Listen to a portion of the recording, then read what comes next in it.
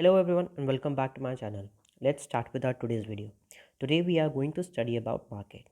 As we all know that market refers to a place where the buyers and sellers interact to facilitate exchange. That means market एक ऐसी जगह को हम कह सकते हैं जहाँ पे बायर्स एंड सेलर्स मिल करके किसी भी कमोडिटी को एक्सचेंज करते हैं फॉर प्राइस। उसकी क्या होती है? प्राइस होती है. So we can simply say that market is not restricted to any geographical region or area. It is basically a mechanism that takes place between the buyers and the sellers in the form of communication for exchange of goods and services against money. तो एक तरीके से हम ये कह सकते हैं कि मार्केट किसी एक जगह को नहीं कहा जाएगा. ये एक प्रॉपर एक मैकेनिज्म है जहाँ पे बायर्स एंड सेलर आपस में मिल करके गुड्स को एक्सचेंज करते हैं अगेंस्ट प्राइस और मनी. अब ये कह सकते हो as we all have heard about the market. हम लोग ने मार्केट के बारे में पढ़ रखा है. We have heard about the local market, super market, departmental stores. हमारे ये सारी की markets we all are much aware about that. But today we are not going to talk about all these market. Today we are going to talk about the market that is distributed or classified on the basis of competition. That means अगर हम market को competition के behalf पे segregate करें, segment करें, तो कितने types की मार्केट हमारे सामने आएंगी. And this is what we are going to study in our today's video. So let's start with it. As we all know that कि the forms of market on the basis of competition can be classified into two major heads. That is the perfect and imperfect competition. बहुत सारी books में इसको तीन classification भी दे रखा है, but I prefer to use this classification only. There is the one classification is called as the perfect competition and the other is the imperfect. Whereas the imperfect competition is further classified into three heads. The one is the monopoly, the other is monopolistic competition, and the last one is the oligopoly. So let's start with the first one, that is the perfect competition. So basically perfect competition is a market situation where there are very large numbers of buyers and sellers dealing in homogeneous products and there's free entry and exit of the firms. As we all can see, the total characteristics of the perfect competition is given in a single line. अब आप यहाँ पे देख सकते हो कि perfect competition हमने एक ऐसी मार्केट को माना है या ऐसी मार्केट को हम perfect competition बोल सकते हैं जहाँ पे large number of buyers and sellers. The one thing we note that कि यहाँ पे large is not a quantity term. यहाँ पे large कहने का मतलब ये है कि उनकी क्वांटिटी इतनी ज़्यादा है कि अगर कुछ लोग मार्केट को छोड़ के चले जाएं तो भी कोई फ़र्क नहीं पड़ने वाला, कुछ लोग नए मार्केट में आ जाएं तो भी कोई फ़र्क नहीं पड़ना. And that is for the either case, that is for the buyers as well as sellers.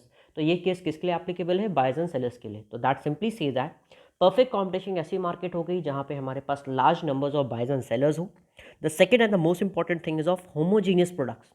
What ever the goods they are dealing with will be homogeneous. Homogeneous का मतलब होता है कोई भी प्रोडक्ट जो हर एक एंगल से क्या होता है, एक जैसा हो, सेम हो. That means in packaging, taste, shape, quantity, quality, अगर हम जितने भी पैरामीटर्स हो सकते हैं उन सारे पैरामीटर्स पे अगर आप सेम प्रोडक्ट को ट्रेड करते हो तो that is called as homogeneous products हो जाता है. Let's move to the next part, that is the free entry exit. As I have told you कि यहाँ पे फ्री एंड एग्जिट मतलब क्या होता है? There is no restricted barrier by the market. ऐसा नहीं कि कोई आपको जबरदस्ती रोक करके रखा है या कोई जबरदस्ती आपको आने नहीं दे सकता है. अगर आपको लगता है कि आप मार्केट में जा करके अच्छा प्रॉफिट अर्न कर सकते हो, you are most welcome. And if you feel that you are bearing huge losses, you can not survive in the market, you can definitely quit the market. The next and the most important point is about the perfect knowledge. That means every customer or we can say that the buyers of this market have complete knowledge of the market. That simply means कि कोई भी market में कोई भी good अगर क्या हो रहा है, परचेज या सेल हो रहा है, तो they are aware about the fact कि हाँ ये चीज़ हमें यहाँ पे इस प्राइस पे मिल रही है और दूसरी जगह जाएंगे तो भी वो हमें क्या हो रही है, सेम प्राइस पे मिल रही है. They are not of the doubt कि हाँ अगर हम यहाँ से लेंगे तो महंगा पड़ेगा, दूसरी जगह जाएंगे सस्ता पड़ेगा. उनको पता है कि हाँ ये दोनों जगह उनकी प्राइसेस क्या होंगी, सेम होगी. That is the basic point. Now the next factor and the most important factor is the perfect mobility. Here the factors of production or the inputs are perfectly mobile within the market, so there are no barriers which may hinder their mobility in the market. That simply says that कि अगर यहाँ पे factors of production की बात करते हैं, that means basically talking about the labor, हम यहाँ पे reference दे रहे हैं कि the labours are perfect mobility. ऐसा नहीं जैसे हम लोग कहते हैं ना कि आगरे का पेठा बहुत फेमस है तो वहाँ का कोई एक चीज़ लेबर बहुत हमारा से वो चीज़ आप समझ लीजिएगा कि हाँ वो फैसिलिटी हमें ऑल ओवर द इंडिया क्या हो रही है, वो चीज़ मिल रही है. ऐसी नहीं कि अगर आपको कोई चीज़ चाहिए तो स्पेशली आपको एक ही प्लेस पर मिलेगी. ऑब्वियसली क्योंकि लेबर्स फ्रीली मोबाइल है तो उनको जहाँ पे ज़्यादा वेजेस मिलेंगे वो वहाँ पे क्या करेंगे, शिफ्ट कर जाएंगे और आराम से ऑल ओवर द कंट्री आपको सेम चीज़ मिल जाएगी सेम प्राइस पे. Then talking about the demand curve or the average revenue curve is perfectly elastic. And here the most important thing is that कि यहाँ पे AR जो कर्व होता है वो हमारा कैसा होता है, perfectly elastic. That means irrespective of the fact of the quantity you are purchasing, अगर आप कोई भी क्वांटिटी परचेज कर लो, सामने से वो जो पर्सन होगा वो आपको पर पीस का जो रेट होगा वो क्या रहेगा, सेम रहेगा. There is no types of discount. That means कोई प्रोडक्ट अगर हमने माना वो 10 रुपये का है, तो अगर आप एक पीस खरीद रहे हो तो आपको कितने रुपए देने पड़ेंगे, 10 रुपीज़. हमने कहा कि अगर वही 10 रुपये की जो चीज़ थी अगर मैं 50 खरीदूँ तो भी आपको वो कितने का पड़ेगा, 500 पड़ेगा. ये नहीं कि आपको भाई ज़्यादा क्वांटिटी खरीद लिए तो आपको कुछ प्राइसिंग कम हो जाएगी. इसीलिए एवरेज रेवेन्यू अगर आप निकालो यानी पर यूनिट जो प्राइस होगी वो यहाँ पे क्या होती है, कांस्टेंट होती है. And the next point about or the next feature about this market is that here the firm is a price taker and the industry is a price maker. That means यहाँ पे जो भी छोटे छोटे हमारे producers होते हैं they are the price taker. जो भी मार्केट में प्राइसेस डिसाइड होती है on the base of demand and supply, they have to work upon that only. Let us say कि मार्केट ने कहा कि अगर हम कोई भी एक्स प्रोडक्ट क्या करते हैं 10 रुपये में बेचेंगे, तो अब जितने भी प्रोड्यूसर्स होंगे उनके पास एक टारगेट आ गया, वो 10 रुपये ही रहेगा. अगर वो 10 रुपये में प्रॉफिट कमा ले रहे हैं एक्सेसिव सेल करके तो वो मार्केट में रुकेंगे. अगर वो उनको नहीं कमा पाते, लॉस बियर करते हैं, तो ऐसे केस में they can definitely quit the market. That is what the firm here means that the firm is a price taker and industry is the price maker. Let's move to the next market, that is monopoly. Monopoly is a type of imperfect competition market, and here it is a market situation which there is a single seller in the market and no close substitute of the commodity is available. That means monopoly एक अच्छा market है. यहाँ पे एक समझ सकते हो कि यहाँ पे जो सेलर होता है वो सिंगल होता है, लेकिन बायर्स हमारे पास क्या होते हैं, मल्टीपल होते हैं. इसका एग्जाम्पल अगर ले सकते हो that can be Indian railways. That means यहाँ पे हम ये मानते हैं कि जैसे हाँ इंडियन रेलवेज है तो कोई और अपना प्राइवेट ऑर्गेनाइजेशन आकर के ये नहीं कि कल को रेलवे ट्रैक वहाँ पे बिछा करके वो अपनी ट्रेन चलाना स्टार्ट कर दे. That is not possible. और ऐसा भी नहीं हो सकता है कि रेलवेज़ को अगर लॉस हो रहा है तो उसने ट्रैक्स वगैरह को हटा दिया, नहीं अब हम वहाँ नहीं जाएंगे क्योंकि हमको लॉस हो रहा है. That means there restriction on entry and exit. कोई और इस फील्ड में नहीं आ सकता, कोई और फील्ड से बाहर जा नहीं सकता, खासकर आपका defence sector. That can also be example of monopoly. So the basic definition of monopoly we can say that single seller, absence of close substitute, आपके पास कोई और अदर ऑप्शन नहीं होता है, restricted entry of a new firm and downward sloping and less demand curve. अब ये बहुत ही important point होता है. इसका सिंपल सा पॉइंट ये कह रहा है कि अगर आप ज़्यादा क्वांटिटी में किसी कमोडिटी को परचेस करते हो तो आपको थोड़ा सा प्राइस में क्या हो सकता है, कंसेशन मिल सकता है. जैसे कि मैंने पहले बताया था, एक प्राइस अगर आप खरीदते हो एक क्वांटिटी तो आपको वो चीज़ कितने की पड़ रही, 10. लेकिन लेटर से अगर आपने उसके 50 यूनिट्स परचेज कर लिए 10 के रेट पे तो परफेक्ट कॉम्पिटिशन में कितने का पड़ रहा था, 500. हो सकता है यहाँ आपको थोड़ा बहुत कंसेशन मिल जाए. लेटर से 20 रुपीज़ का अगर आपको कंसेशन पड़ जाएगा तो वो कितने का हो गया, 480 रुपीज़ का. दैट मीन्स आपकी AR थोड़ी सी क्या होगी, डाउनवर्ड्स होगी, थोड़ी सी हमारी क्या हो सकती है, नीचे की तरफ होगी, डाउनवर्ड स्लोपिंग होगी. तो next in the most important point, being a monopoly in the market, single seller है तो हम ही क्या करेंगे, मार्केट की प्राइसेस को क्या करेंगे, डिटरमाइन करेंगे. तो that can be the main characteristics of monopoly. Let's move to the next market and that is monopolistic competition.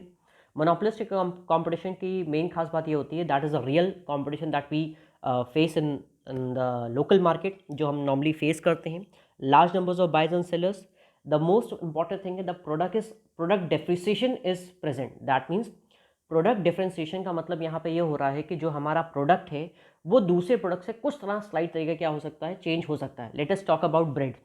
अगर हम ब्रेड की बात करते हैं, दे आर सेवरल मैन्युफैक्चरर्स, तो सबकी टेस्ट थोड़ा सा डिफरेंस होता है, किसी की पैकेजिंग में डिफरेंस होता है, किसी की ब्रांडिंग में डिफरेंस होता है, but all of the same are providing the same services. तो यहाँ पे क्या होता है, प्रोडक्ट डिफरेंशिएशन होता है और उसी के अकॉर्डिंग प्राइसेस में थोड़ा बहुत चेंजेस हो सकता है. Next is the free entry exit like in the perfect competition. Then there is some selling cost since you have to push up your sales. Competition बहुत ज़्यादा है, ऐसे केस में अपने सेल्स को पुट अप करने के लिए obviously you need to advertise and hence you have excessive selling cost. Now, as compared to all of the three, we can simply say that the demand curve is more elastic in this case. That means क्योंकि competition बहुत ज़्यादा है तो ऐसे case में हमारे पास क्या होगा कि हमें ज़्यादा पुशअप करना पड़ेगा, ज़्यादा प्राइसेस पे हम कॉम्प्रोमाइज़ करेंगे, कट थ्रोट कॉम्पिटिशन हो सकता है. तो ऐसे सिचुएशन को हम लोग क्या कह सकते हैं कि यहाँ पर हमारा जो डिमांड कर्व होगा that will be more elastic. As we all can see that there is a combined curve. आपने देखा यहाँ पे नोटिस किया there is a curve that is depending the perfect competition. ये आपका परफेक्ट कॉम्पिटिशन होगा. Monopoly में प्राइसेस का कम चेंजेस वगैरह हो सकता है, मोनोपोलिस्टिक कंपटीशन में क्योंकि ऑल्दो प्राइसेस खुद से डिसाइड होती है लेकिन हम बहुत ज़्यादा हाई प्राइसेस नहीं रखते, वी हैव अ स्लाइटर मार्जिन, तो ऐसे केस में हमारा इलास्टिक डिमांड कर्व इस तरीके से होगा. Now we are going to talk about the oligopoly. Oligopoly means a competition among the few. It is a form of imperfect competition in which few sellers compete with each other and contribute a major portion to the total output of the industries. इसको अगर हम simple term से हम ये कह सकते हैं कि यहाँ पे जो नंबर ऑफ सेलर्स होते हैं वो बहुत ज़्यादा नहीं होते, they are limited. For example the truck industry. अब ट्रक इंडस्ट्री क्या होती है भाई, हर कोई ट्रक नहीं मैन्युफैक्चर करता है. क्यों क्यों नहीं कर सकता? That is more of capital industry. बहुत ज़्यादा ही क्या है, कैपिटल रिक्वायरमेंट होती है. तो हर एक किसी की बस की बात नहीं होती है कि वो ट्रक इंडस्ट्री में इन्वॉल्व हो जाए. एंड सिंस कैपिटल इंसेंटिव इतने ज़्यादा होता है तो हर कोई मार्केट से एग्जिट भी बहुत ज़्यादा फ्रीली नहीं कर सकता है. And the next in the most important, interdependence. एक दूसरे के ऊपर ये क्या होते हैं, डिपेंडेंट होते हैं कि हाँ किसी ने प्राइसेस बढ़ाई तो हम उसी के देखते देखते उसको कॉपी करेंगे. कब किसी ने प्राइसेस अगर स्लैश कर दी, उसने कोई नया फीचर निकाला, तो एक तरीके से every firm is interdependent on each other. And obviously they would be the selling cost. यहाँ पे सेलिंग कॉस्ट हमारी होती है, प्राइस रिजिडिटी होती है. We become stable and we follow the market leader. कई बार क्या होता है ओलिगोपॉली में, जो हमारे मार्केट लीडर्स होते हैं वो हम उनकी प्राइसेस को क्या करते हैं, कॉपी करते हैं. And we try to compete on the basis of specification rather on the prices. क्योंकि इतनी बड़ी इंडस्ट्रीज है, अगर प्राइस के बिहाफ पे कॉम्पिटिशन करेंगे तो हर एक को लॉस होता जाएगा, वो सर्वाइव नहीं कर पाएंगे. बट अगर हमें कॉम्पीट करना है, we can definitely give some good specialisation. हम अदर देन प्राइस के बिहाफ पे हम यहाँ पे कॉम्पिटिशन आराम से कर सकते हैं. As we have told you that is a capital industry. तो डेफिनेटली यहाँ पे एंट्री पे रिस्ट्रिक्शन नहीं है या एग्जिट पे रिस्ट्रिक्शन नहीं है, but it is difficult to enter as well as to exit. Now talking about the AR curve, the demand or AR curve of oligopoly is interdependent on no firm can surely determine the future demand for its product. क्योंकि हम future की demand determine नहीं कर सकते, इसलिए यहाँ का जो डिमांड कर्व है बहुत ज़्यादा एक्यूरेटली हम डिसाइड नहीं कर सकते. तो that is the basic point about the types of forms of market. So we have talked about all types of market on the basis of competition. That's all for the day. Thank you everyone. Have a good day.